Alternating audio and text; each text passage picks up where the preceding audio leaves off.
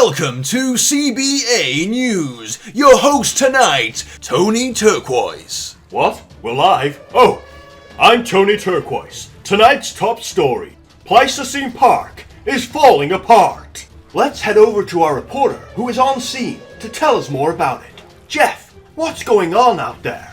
Breaking news. Pleistocene Park is under investigation. There have been many allegations claiming that the park is not safe.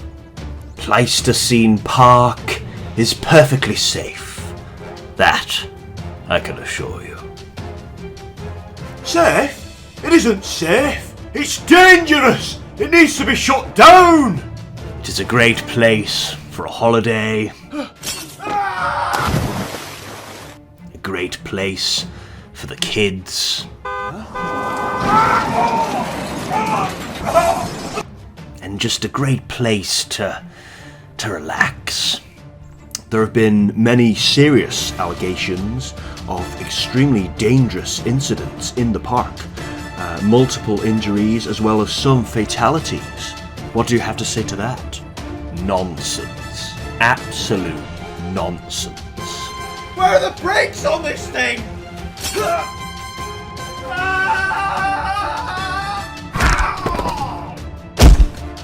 Apparently there was one incident where a mammoth escaped and made its way onto an ice rink. Someone was injured, apparently. What do you have to say about that? Have you heard the sentence that's just come out of your mouth? A mammoth on an ice rink? I mean, seriously, come on. Oh my God!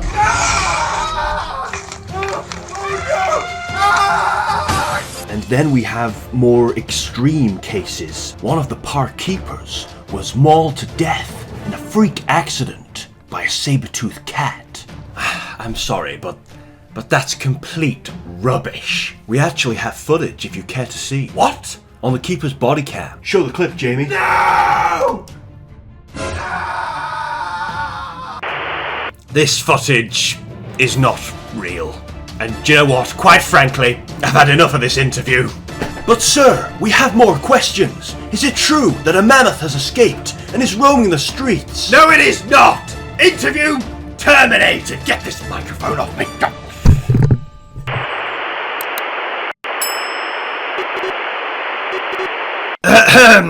Hello and welcome back to Pleistocene Park.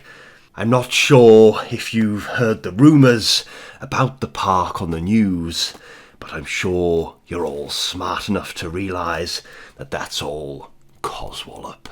Pleistocene Park is perfectly safe. And I'm not being paid to say that, by the way, either. We've spared no expense with this park, and we take safety very, very seriously. I can't tell you how seriously we take safety. Anyway, moving on. The reason we are here today is to have a little tidy up of the park.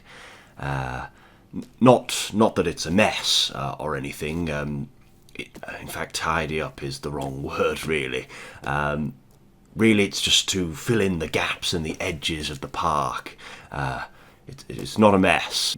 Good God, I can just see the headlines now. Pleistocene Park is a mess. It's not a mess. I promise it's not.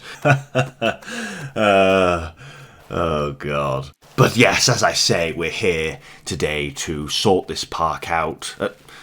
Not sort it out, I mean fill in these blank areas. The park is not in need of a sort out, and it's not a mess, so just let me make that clear. It's not a mess, and it doesn't need a sort out. We're just filling in these areas that need finishing off. That's it. That's all it is, okay?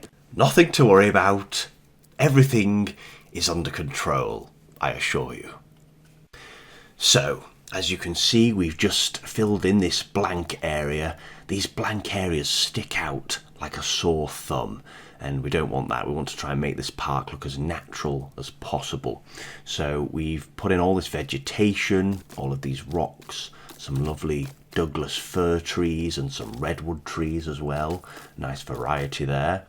And you can also see we put in a picnic area by the side of the shop, somewhere where the guests can sit down and have their lunch, have a nice little picnic together. And we're also finishing off the back of the shop. The back of the shop wasn't actually finished.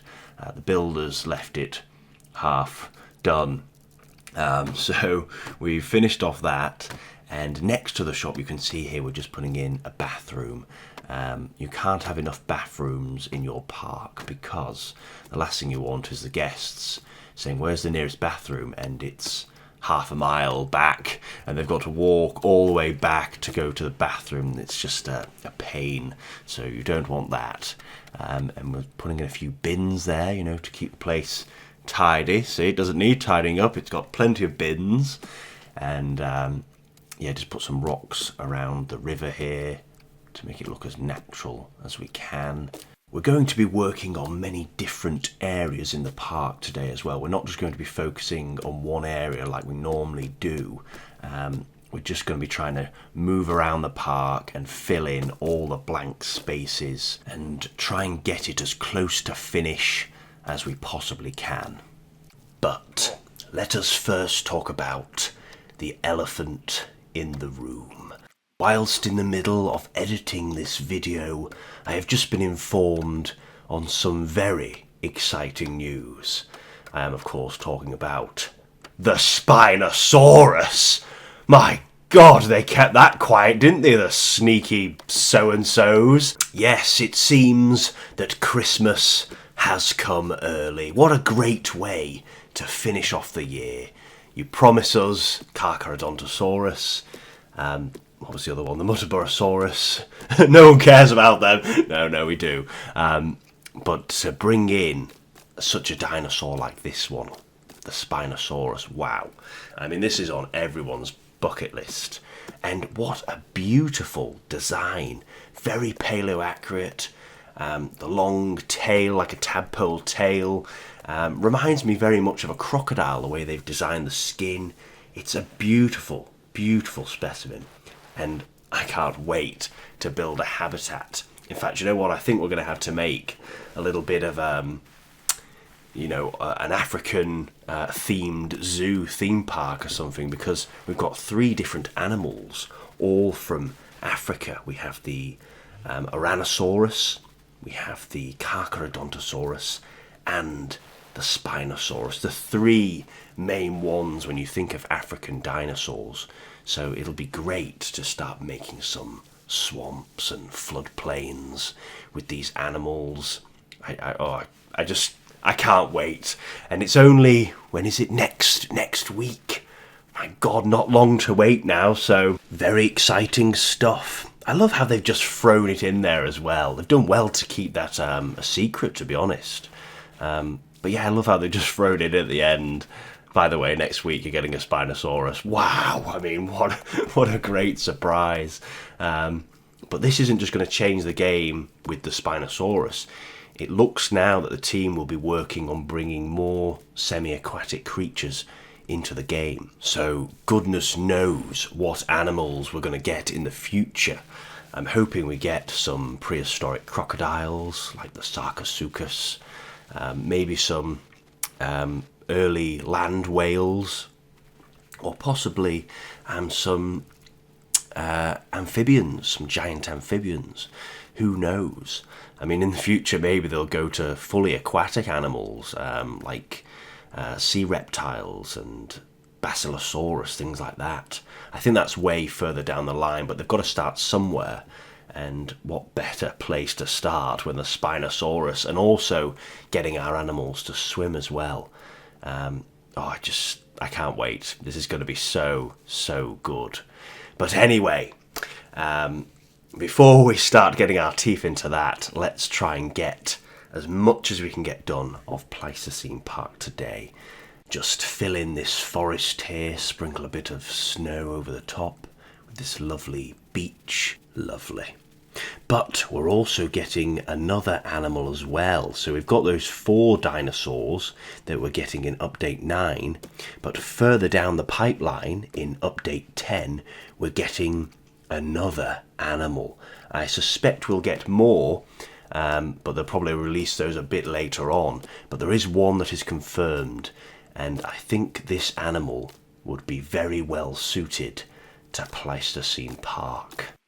I am, of course, talking about the cave lion. And we're getting two different species. We're getting a North American species and a European species. So I think we might have to put the European species in Pleistocene Park because we have woolly rhinos in this park, and woolly rhinos stayed in Europe. They didn't actually cross the ice. The mammoths did, but the woolly rhinos did not cross the ice over to North America, which is very strange. So I think we'll have to set this park in Europe because we've got the Coelodonta. So yes, well, I think we'll have to go for the European species.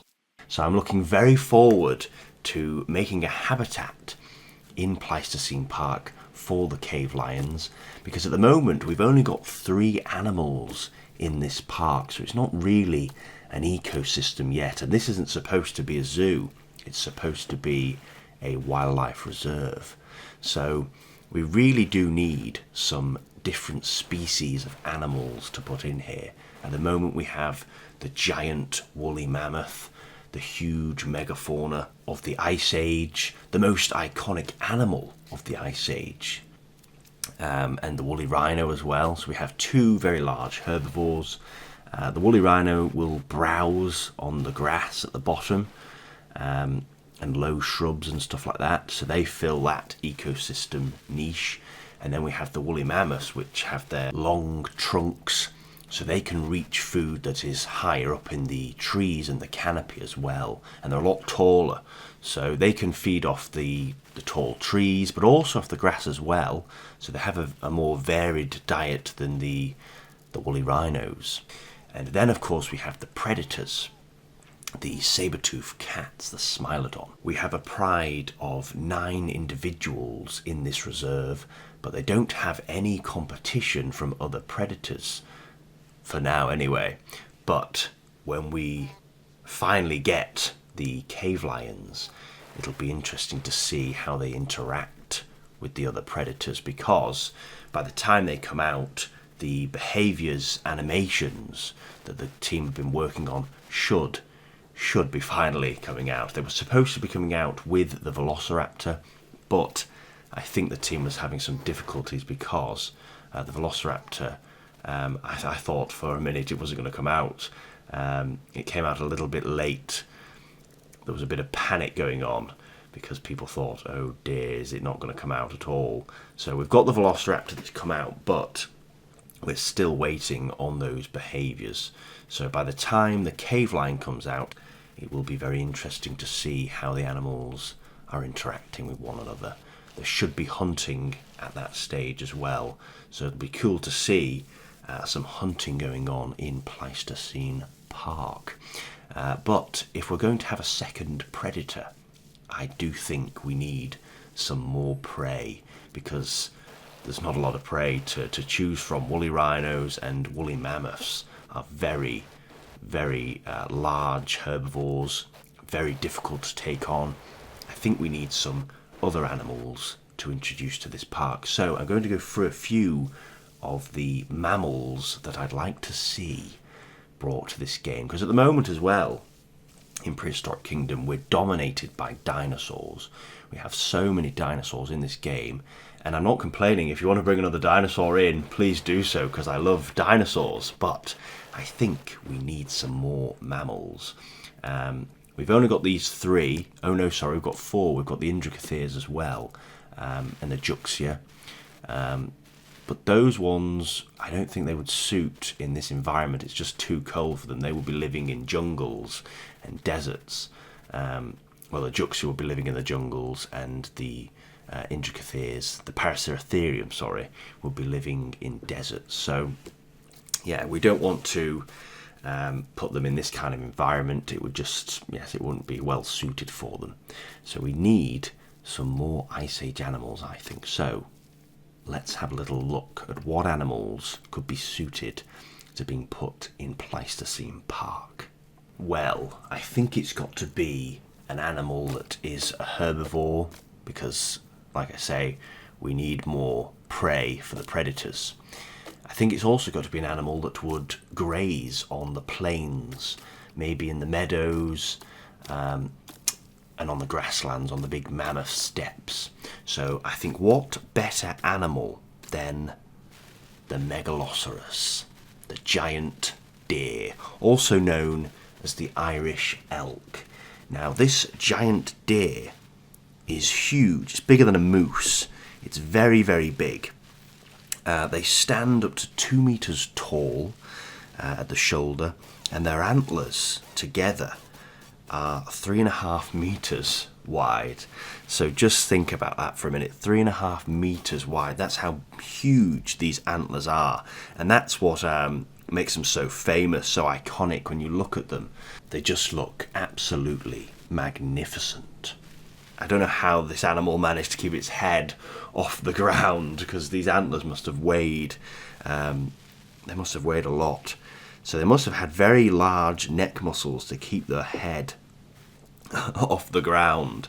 Those antlers would have no doubt been used to fight with other males when competing for females, and also as weapons. When a predator attacks, they could have used these huge antlers to defend themselves. So I think the Megaloceros or the Irish elk would be a superb addition to the game, and I have seen somewhere some concept art that Prehistoric Kingdom made of this animal, so it looks like it is. Do you know what? They've probably already made the design, but they're not going to release it yet. I don't think they'll just keep it in the background and release it when there's another update. So I'm hoping somewhere down the line this is another animal that we get to see, because I think this will be a brilliant animal to put into the game, into our national park here. I think it will be a wonderful creature to bring in. So there's my first animal I want to bring in.